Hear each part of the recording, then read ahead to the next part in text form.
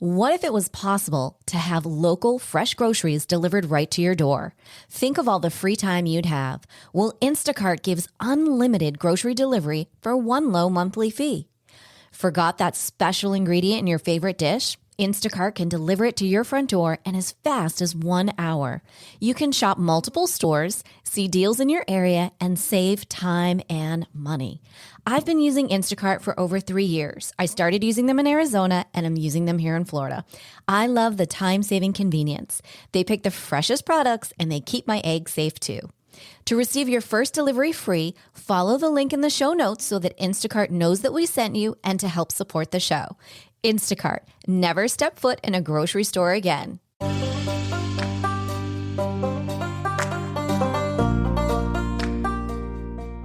Welcome to Empowered Within, a soul-quenching, transformational podcast that will set your soul on fire through candid and inspiring conversations. Leading experts, celebrities, healers, and I share our journeys of how we've overcome challenges to living an empowered life from within. I'm your host, Jennifer Pilates. Welcome to another episode of Empowered Within.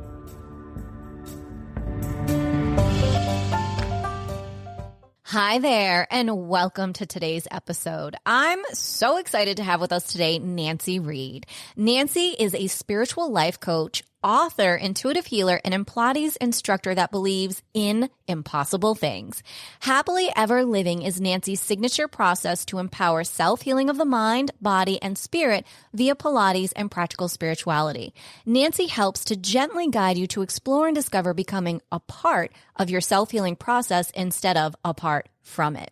In addition, Nanci hosts weekly live conversations via the Clubhouse Platform on topics related to A Course in Miracles, empowerment, healing, and forgiveness. Nanci recently published her best-selling book, Happily Ever Now, Not After Everything Else is Perfect, a gentle guide for overcoming the perfectionism by embracing our innate guidance. Welcome to the show, Nanci. Hi, Jennifer. I'm so excited to be here. Oh my gosh, I'm so excited. And first and foremost, congratulations on your best-selling book. How exciting. Thank you. Yeah. It's really been an incredible ride and so amazing to get to experience the perfectly imperfect. I feel like that's like the theme of every year now. Yes, exactly. Totally. After 2020, right? Yeah, it's just the ongoing theme for us all the time now. So tell me, will you share where your journey began to bring you to who you are today? Oh, wow. Okay. Let's see. So where the journey began would be probably childhood, actually. Ever since I was a little girl, I was the kind of little girl that would go places with like my mom, and I would see this other child maybe that was eating like an ice cream cone or something that you would just normally associate that with something happy and something wonderful. And I'd be like, Mom, why is that little girl so sad? Or what's going on with them? They seem like they had a really tough day. And she'd look at me like, really? She's just eating ice cream. Like what are you even thinking about? And then it just kept happening again and again. And my mom, she indulged her curiosity about it. And I remember her going up to this one mom, actually in an ice cream parlor, and asking and saying, this is going to sound kind of strange, but did something sad happen today? And the mom was like, oh, can you tell? And my mom was like, just wondering. And she said, we had to put our dog down or something. And so we brought her here because this was the last happy memory she had or something like that. And my mom was like, oh, well, that's interesting. And then she came back and told me. And then those kind of things just kept happening. But when I was so little, I didn't really know how to navigate all of that. And so I just had a sense of people's pain, especially. And I could like feel a room before I went into it. It was overwhelming to me as a child. And I didn't know when I felt something, if it was my own feelings or if it was someone else's. And I didn't know yet about grounding or any of the other things that came later in life. And so it was really about how am I going to use this gift in a way that's helpful, but also practical. And at the time, I definitely tried to just blend in the background. Like I didn't want to be different than anybody else. I didn't want to talk to any of my friends about this. And I'd be the weird girl. And so I tried to deny this part of me for so long, yet it was always there.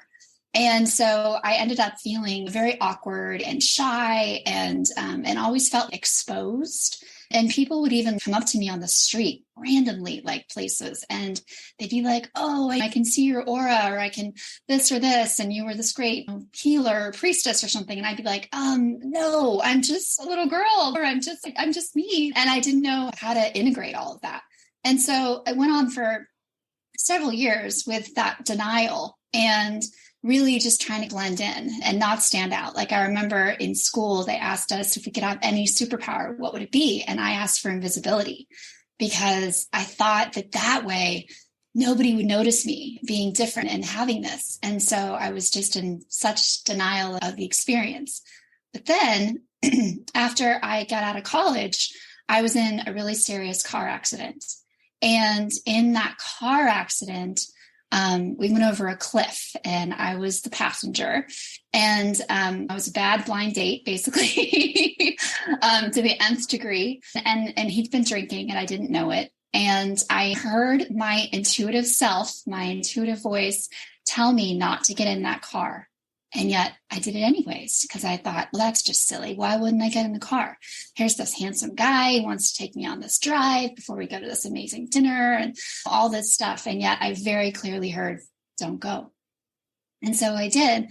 And I was in the car, and then lo and behold, the tires were bald and everything, and the car started spinning out. And I asked him to slow down, and he was like, oh yeah, after we get around this next corner, let me show you what this baby can do. And it was like a sports car that had these self-adjusting seat belts. So the person that had ridden in them before me was much larger. And it was like, when the car was spinning, it became very apparent to me that I was going to either A, hit the dashboard, like with my head, or that I was going to go through the windshield because we were having so much force and spinning around. And we took out this bush even, like when we went off the edge of this road and just launched. And it all happened so fast. But I heard that voice again, the one that had told me not to get in the car. And this time it said, push up. And I was like, push up. Okay. So I pushed up as hard as I could with my right hand into the roof of the car so that I would wedge myself in. And so that way, when we went over, I didn't hit the dashboard and I didn't go out the windshield. But I also separated my AC joint in my right shoulder, and I twisted my thoracic spine, and I already had a scoliosis, and so it made it even worse. And we went over the edge to this cliff. And the last thing that I remember seeing when we were going over was that, like, I'd always heard that when people had near-death experiences that they saw their whole life flash before them. But I didn't see my whole life. I saw only moments where there was either unhealed relationships or where there was still some form of like resentment or unforgiveness, and places where I hadn't been kind, basically, either intentionally or unintentionally. And I thought that was so interesting, even as all this was happening. Like, I was like, why am I being shown this? What is the purpose of this? And then we went over the edge and we landed. And the window was down on the passenger side. And so all this dirt came into the car and I was literally buried. I thought that I had died. I really did. And that I was just now in this experience of having seen those moments that I wished I could do over and never going to be able to have that opportunity. And then again, that little voice that was now getting a little bit louder within me that was saying, get out. And I moved as quickly as I could, crawled out the window, and it was starting to get dark by then. It didn't have any cell phone reception, didn't even pay attention to the driver at this point because he seemed fine. And he was like dazed and confused, but I just moved as quickly as I could, trying to get away from the car. And I was climbing up this steep ravine and grabbing onto anything I could. And then the craziest thing is that these headlights came around the curb. And it was this big white truck, and they caught my hair in their headlights, and they thought that I was like a deer or something. And they were these contractors down from Oregon who would come down to the Bay Area where I lived at the time to do all this work. And they were like, what a strange looking deer, like it's wearing clothes. And so they pulled over and they stopped. And there was this big burly guy, total contractor, came over to the edge, And he was like, are you okay? What's going on? And I was like, we were in an accident. The car went off the cliff and I'm trying to get back up. And he was like, he's okay, you're going to have to reach up for me to help you. And I was like, but if I do that, I'm going to fall, because I was just barely holding on to the edge as it was. And I'll never forget the words he said, because he looked at me and he said, I've got you, baby girl. Sometimes in life, you need to let go in order to be saved. And so I took all the strength and all the adrenaline that I had within me, not even knowing about my shoulder being injured at the time. And I basically hoisted myself before Pilates. And so I hoisted myself up as best I could with my whole body. And he grabbed a hold onto me and he hoisted me back onto the road. And so that experience was the beginning of me going, okay, I can't afford anymore to deny this part of me and to deny this knowing within me. And that has to be something that has significance, because why else would I have been shown what I was shown? And kindness, undoing unkindness. This must be something bigger for me to look at and explore. And so that really began my journey officially. And there were so many other nonlinear things that happened after that, but that was like the impetus for it. Oh my goodness. I don't even know where to go. My goodness. First of all, I just think it's so amazing and so wonderful of your mother that first we need to say thank you to her for acknowledging not only you as her little girl, but who you were when she was unsure of what was going on. And that is so huge, because I know that there's so many people out there who maybe weren't even sharing their feelings with their parents because of how you were feeling so different, not sure what to do. And for your mom to hear you, acknowledge you, and act upon that is so huge.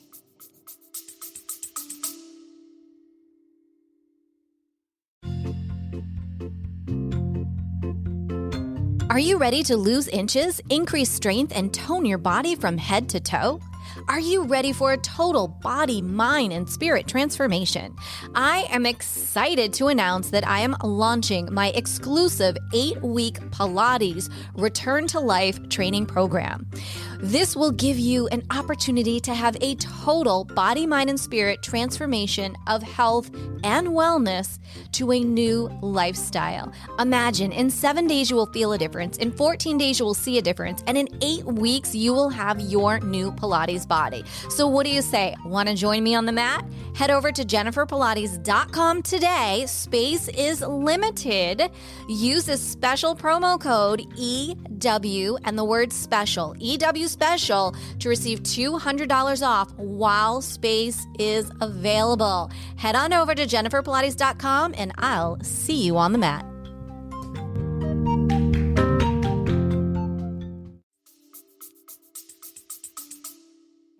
Yeah, it really was. And she does have this amazing heart. And even when she didn't understand it, she believed me. She could see the distress that I was feeling. And I'm not sure if she was like fully believing that she was going to be proven correct or incorrect. It was more that she was willing to go on that leap of faith, that try to offer her daughter comfort too, because I'd had like horrible nightmares when I was a little girl. I used to say, Mom, put me back inside again, because I just didn't feel like this was my home. It was really strange, even as a very young girl.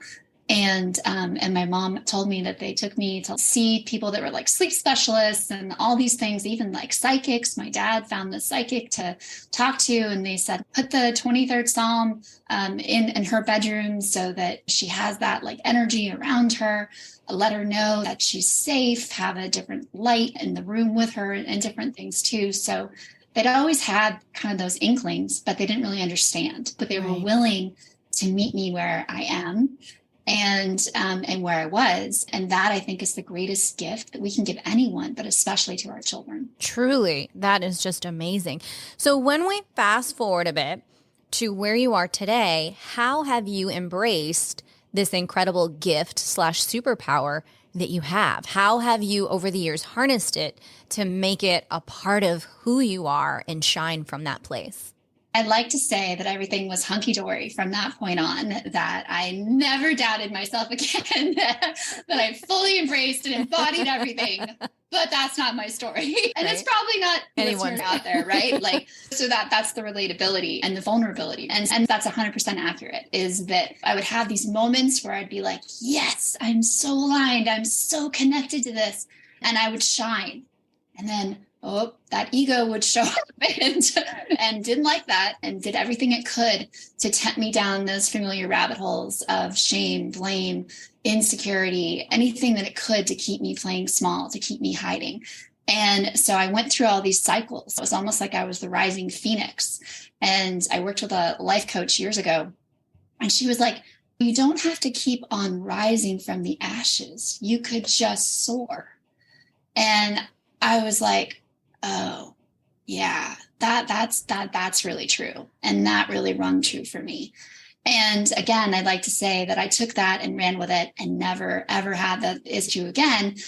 And that wouldn't be true, because this is about being perfectly imperfect, embracing myself, not denying it, sharing it with total vulnerability, with total authenticity, to hopefully inspire someone out there that has been dealing with these demons of perfectionism their entire life, trying to be perfect, trying to fit in, trying to give other people the authority so that somehow they'd be off the hook for the outcome. That's really that place of perfectionism that doesn't get talked about a lot. And it's nothing to be ashamed of. It's nothing to blame yourself for. But when you can look at it, and when you look at it with a different lens, and this is like what I talk about, which is kindness and curiosity, rather than preconceived judgments or comparison, when you're willing to shift that and literally think of it as taking a contact lens physically, like I'm wearing today, and that you're putting that into just one eye, it's an experiment, and see the difference when you have that lens now be led by kindness and curiosity versus the one that you have been looking at yourself through. And then notice what that's like between those two sides, and then see how you can integrate that with gentleness, not with judgment. And when you can actually do that and look at yourself in the mirror, and now look at how you've been looking at yourself in the past to what you really are, then it's that integration of those two things and not denying one or the other that actually allows you to come into alignment with your greatest and most empowered self. I love that. You talk a lot about happily ever living. And so the question would be, how have you achieved it? What is it? And how can we all have it? That's a great thing. And that is why the book is called Happily Ever Now, not after everything else is perfect. Because we all have these checklists, whether it is me working with my clients in Pilates, as you know about, or working with them in more of the spiritual coaching, and somehow it always comes together. It's always emerged between the two, that it's not about checking off this list that the world has told you is what is required in order for you to shine, or for you to be worthy to share your light, to share your truth, right? It's more about checking in with yourself, going within, having those conversations within, and inviting that inner voice into the dialogue between you and your higher self, so that you can really notice all the different ways that, you're showing up that are amazing right now. Not having to believe that there's going to be some better version of you that is going to show up in the future, or that if somebody with more letters after their name, this has been my personal classroom so many times, somebody with more letters after their name either validates or invalidates you. That determines your potential, your possibilities. And so when you can embrace that, then happily ever living is basically gently aligning your mind, body, and spirit with love, not limitations. And that becomes your own unique alchemy for self-healing. And so whatever form that takes, if it's Pilates and practical spirituality, like I work with, awesome. But I know that there is not only one way to heal, that there are thousands, if not millions, and infinite ways. And so this isn't about saying that there's only one way to do things and it's my way. It's saying that this is a way that's been helpful for me. If it could be helpful for you, I would love to join you in that journey of seeing what's possible with you. But the main intention of me sharing my specific experience is to say that what's possible for one of us is possible for all of us. And when you believe that nothing is impossible, then that means everything is possible. Absolutely. And while that all sounds absolutely lovely, and I do believe I just saw a unicorn fly by, being intuitive, whether you call yourself an empath or a highly sensitive person or whatever title you choose to want or label put on yourself, how are you practicing day in and day out, aligning and grounding and living a happily ever life? How are you integrating all of that for you personally on a day-to-day? Yeah. And I would say that, again, it's about being perfectly imperfect. Here's an example. Recently, what's happened is that old voice of perfectionism and imposter syndrome, they showed up. And even though my book was tracking as a #1 new release in multiple categories, it was getting all this press and all this praise. I had a friend show up very kindly. I do not blame this friend at all, who said that there is this class for authors by this like big time guy who understands all about promoting your book and advertising your book and knows how to work with the algorithms and all these things. And it's free. So why don't you go ahead and take it? You could just even do more things with your book. And I was like, oh, yeah, okay. That sounds like something I could do. I entered into it innocently. But as soon as I was there and they were talking about things, it was like they gave us some advice. And it was part of the challenge, quote unquote. And it was like, if you were doing this with your book and thinking that was the right way to market it, everything's changed. The algorithm is different now, and not many people know this, but we do. And if you sign up for our bigger class after this, we'll walk you through it, but we're willing to give you this little tidbit. And this is going to really take your book to next level, because if you leave it the way it is, then it's going to get missed by the algorithm. It's going to get all this stuff. And I was like, oh no, I put in all this time and all this energy. And it's like literally like birthing a child to have this book. And I wanted to give it the best possible life. But I forgot that little inner voice within me that had been speaking and that I had been listening to, and that I had just been going with every single day, showing up and saying, what is there for me to know today? And how can I show up today with total authenticity? How can I let go of needing a specific outcome today? How can I allow my message to be reached in a way that is the most helpful and get myself out of the way? But instead, I hear this person with more letters, more books, more titles, everything. And it was like there was this little part of me, if I'm really honest, that ego part of me that was just waiting for this.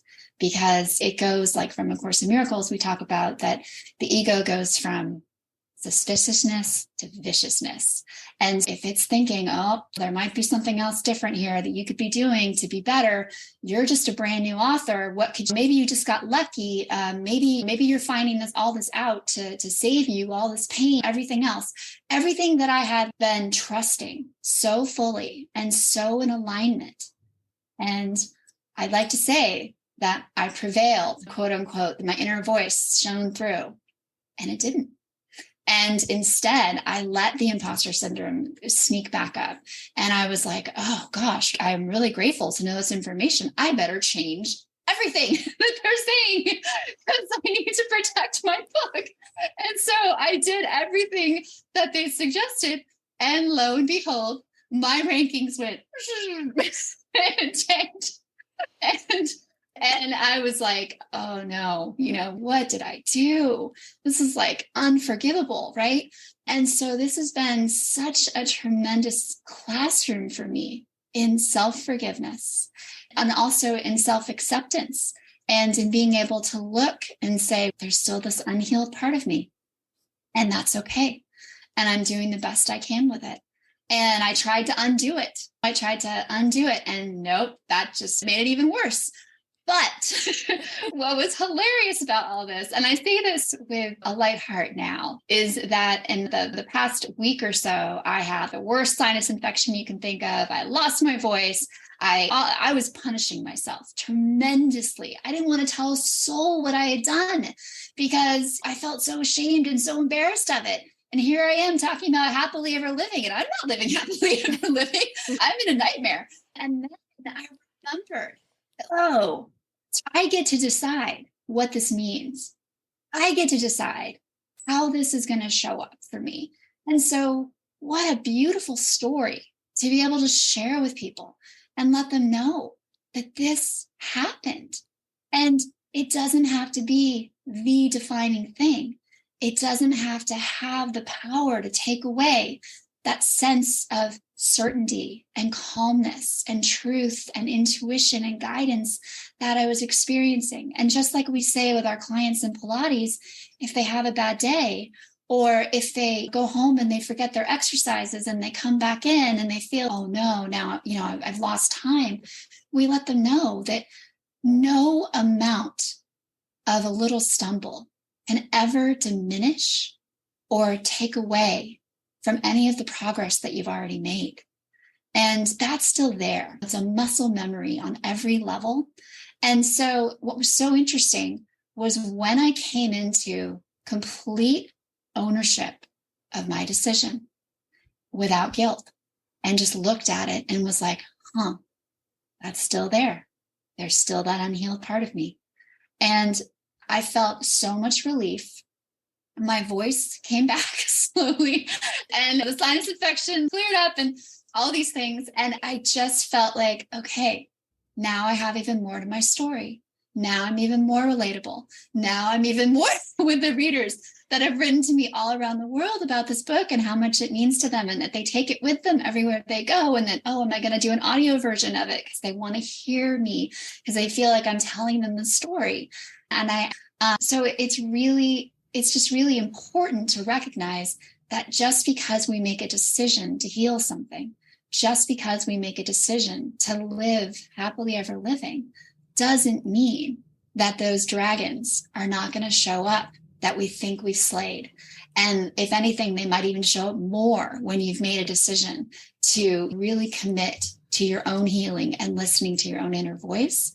And that there's nothing shameful about that. That all that means is that you're being a really good, imperfect you. And you're succeeding at that. You're not failing at being perfect. You're succeeding at being perfectly imperfect. I love that you shared that, Nanci, for numerous reasons. One, I don't know if you're coming across this theme, not only in your personal life, but with clients. I am with lots of people dealing with imposter syndrome. And just like you're talking about the challenge that you entered and went through with your book, I'm finding more and more. And for myself too, I'm sitting here giggling. I recently went through something similar, yet different. And I was on this one path, and then all of a sudden I'm over here to the left, and I'm like, wait a minute, how did I get on this road? This is not my road. These are not my people. Hello, next exit, please. And I think, exactly what you're saying is it's important to go, wait a minute, am I in alignment? This doesn't feel great. It's okay to walk away. It's okay to change. It's okay to pivot at any moment in time. Look what you did. That's amazing. And the fact that you are feeling so safe and vulnerable here with me today in our community to be able to share that, I am so grateful because this helps so many of our budding authors and just knowing like everything isn't always shiny. It may look it, and just because it's free doesn't mean it's free because it's still taking your time and your time is priceless. So it's not really free at all. Yeah. So we got to be totally right. We have to be very clear on what free means. And it's not to say that free things aren't great, but just be real clear. It's not free. It's your time. And that is priceless. Yeah, and to always bring your discernment, that don't fall for the shiny object syndrome, thinking, especially shiny object letter syndrome, as I would say too, for somebody that has more dollar signs, more letters, more anything after their name, they're not you. And so even if they have the best intentions, which I guarantee that this group did, I don't doubt that for a minute, and they probably did think they were helping, but they weren't me. They didn't know my book. They didn't know my book's story, literally on every level. And they didn't realize that it was reaching exactly who it needed to reach, and that it was being found, and that it was shining on its own. And so there's just that sense of that even when you have everything come into alignment that you say that you want, there's still that little part in us, if we're really honest, that doesn't think we deserve it. And that's nothing to be ashamed of. It's something to just acknowledge and go, oh, isn't that interesting? And then that makes you so much more compassionate and so much more kind when you see somebody else struggling with the same thing. And you can remember what that was like. And you can say, wow, I don't know your exact situation, but I sure know what that feels like. And I'm right there with you. And I'm going to tell you that this is not deterring you from your path. This seeming detour is your path. And I call these purposeful redirections. And that's exactly how I'm framing this experience for myself, is it has been a purposeful redirection to just once again, just tap that little gentle nudge and say, oh, okay, I hear you. I'm with you. And I might have wandered for a moment, but I'm here. That is so beautiful. So beautiful. Oh my gosh, Nanci, this has been so amazing. We are getting to this time in the show where I ask this one question. Are you ready for it? Shoot away. Okay. What is one thing that no one knows about Nanci Reed? No one knows. I know everyone always says that. So then I have to come back and say, okay, almost nobody, almost no one knows. There's always a little something. Here is the impossible thing that no one really knows unless they've read my book, which is that I married and divorced and remarried the same love of my life. If that doesn't make everyone run out and get the book, I don't know what will. So everyone needs to go and pick up the book. Nanci, please share with our community, where can they best connect with you and continue this conversation? Sure. They can find me on Instagram at either Happily Ever Living, or they could find me there at Nanci Ann Reed. They can also find me on my website at nancyreed.com. They can find the book, if they're looking for it, at happilyeverNowBook.com. So a lot of different ways. And then also on Facebook, my business page is Happily Ever Living as well. Perfect. And as always, all of Nanci's contact information and links will be over in the show notes on jenniferpilates.com. As we close out the show today, Nanci, what is one last piece of inspiration that you would like to leave with us today? What I would like to leave is that now is always the perfectly imperfect time to begin living your best life. Beautiful. Absolutely beautiful. Nanci, thank you so much for coming here and shining your light and bringing so much value to us and letting us know that it's okay to be who we are right where we are in this very moment. Thank you so much, Jennifer. This was a delightful conversation. It was. Well, as we say, until next time, may you live an empowered life from within.